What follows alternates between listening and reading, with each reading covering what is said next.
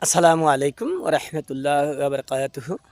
আজকে খুব সকালবেলা আমার এই দাদা শ্বশুরের একটা উক্তি মনে পড়ে গেল। উনি বলতেন যে, "যাহা পারবা তুমি সকালে, তাহা করতে যেও না বৈকালে।" কারণ সকালের কাজ যখন বৈকালে করবেন, তখন এমন একটা সময় হাজির হবে যে এই কাজটা আর করা সম্ভব হবে না। ঠিক জীবনের সাথে এই উক্তিটি মিলে গেছে। এমন একটা সময় আছে যে উক্তিটি সেইভাবে গ্রহণ করি নাই।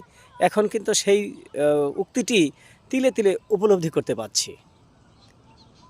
আমাদের সমাজ ব্যবস্থায় এমন শ্রেণীর লোক আছে, তারা বলে যে না, সকালে কাজ না করে আমি বৈকালেই করব, এখন কাজ করব না বৈকালে করব, বা এখন করব না কালকে করব। এরকম মানুষ অনেকে আছে।